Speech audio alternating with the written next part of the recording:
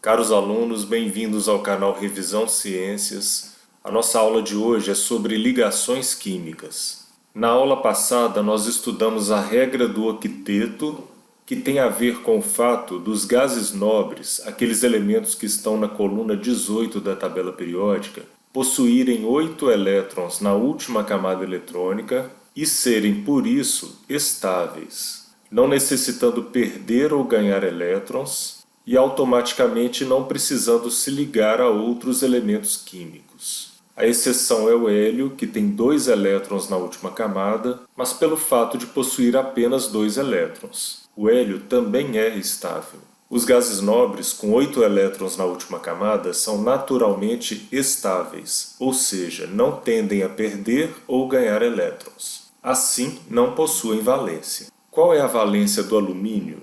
Como vimos na última aula, para descobrirmos a valência de um elemento químico, precisamos olhar quantos elétrons ele possui na última camada. O alumínio possui 3 elétrons na última camada. Pela regra do octeto, para ficar estável, como os gases nobres, ele tende a ter 8 elétrons na última camada. Para isso, seria mais fácil para o alumínio perder 3 elétrons que ganhar 5. Então a valência dele seria 3+. Porque perdendo 3 elétrons, ele ficaria com 3 cargas positivas, prótons, a mais no núcleo, que elétrons negativos na eletrosfera. Com 3 elétrons na última camada, o alumínio não é estável. Para se estabilizar, é mais fácil perder 3 elétrons para outro átomo que ganhar 5. Assim, sua valência é 3+. Qual é a valência do flúor? O flúor possui 7 elétrons na última camada. Para se estabilizar, é mais fácil ganhar um elétron e ficar com 8 que perder 7 elétrons. Assim, sua valência é 1-, porque ganhando um elétron, ele passará a ter mais elétrons que prótons. Com 7 elétrons na última camada, o flúor não é estável. Para se estabilizar, é mais fácil ganhar um elétron que perder 7. Assim, sua valência é 1-.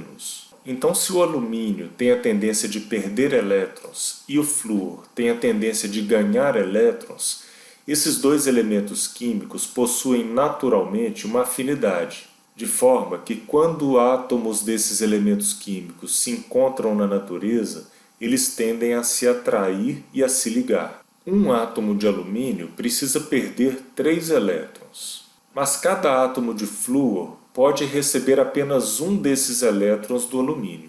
Por esse motivo, para cada átomo de alumínio se estabilizar nessa ligação química, ele precisará se unir a 3 átomos de flúor. Um apenas ou 2 não serão suficientes para atender à necessidade do alumínio, que é de perder 3 elétrons. Ocorrerá então um tipo de ligação química em que há perda e ganho de elétrons, formando a molécula de uma substância chamada fluoreto de alumínio, cuja fórmula molecular é AlF3. Trata-se de um sal cuja aparência é mostrada na imagem. AlF3 porque, como vimos, nessa ligação química serão necessários 3 átomos de flúor para estabilizar um átomo de alumínio. Na aula passada, vimos que o cloro tem 7 elétrons na última camada e, por isso, pela regra do octeto, precisa ganhar um elétron. Então, o cloro tem a valência 1-. Vimos também que o sódio tem apenas um elétron na última camada e, pela regra do octeto, precisa perder um elétron. A valência do sódio é, então, 1+. Como o sódio tem a tendência de perder um elétron e o cloro tem a tendência de ganhar um elétron, eles têm uma afinidade natural. Como vemos na imagem, a proporção de átomos de sódio e cloro que precisam se ligar para se estabilizar mutuamente é de 1:1, diferentemente do que vimos na ligação química anterior. Isso porque o sódio precisa perder apenas um elétron e o cloro precisa receber apenas um elétron.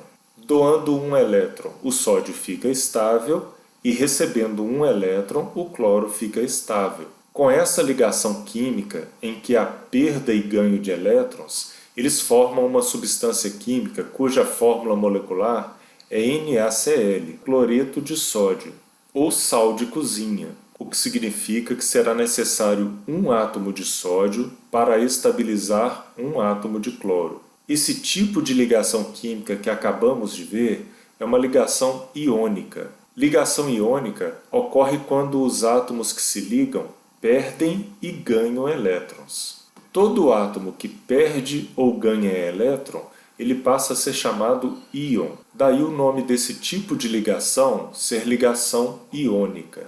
Mas há ainda outros dois tipos de ligação química. A ligação covalente ocorre quando elétrons não são nem doados e nem recebidos, mas são compartilhados por dois ou mais átomos. Ou seja, alguns elétrons passam a pertencer a duas ou mais eletrosferas. E a ligação metálica, que ocorre quando átomos se ligam, mas vários elétrons ficam livres circulando entre os átomos ligados. Exemplo de ligação covalente entre hidrogênio e carbono na formação do gás metano, CH4. Cada átomo de hidrogênio tem apenas um elétron. Para ficar estável, ele precisa ficar como hélio, que é o gás nobre mais próximo a ele no primeiro período da tabela periódica. O carbono possui 4 elétrons na última camada, então ele tem a valência 4+ ou 4-. Ele pode tanto perder 4 elétrons quanto ganhar. Mas é muito comum o carbono compartilhar elétrons. Nesse tipo de ligação, nós percebemos que os elétrons estão todos compartilhados. Eles pertencem tanto ao hidrogênio quanto ao carbono. Então, se nós contarmos, vamos ver que o carbono passou a ter 8 elétrons na última camada, ficando estável pela regra do octeto, e cada átomo de hidrogênio passou a ter 2 elétrons na última camada, ficando estável também. Exemplo de ligação metálica. Átomos de cobre se ligam e elétrons livres circulam entre eles. Pessoal, espero que tenham entendido. Até a próxima aula.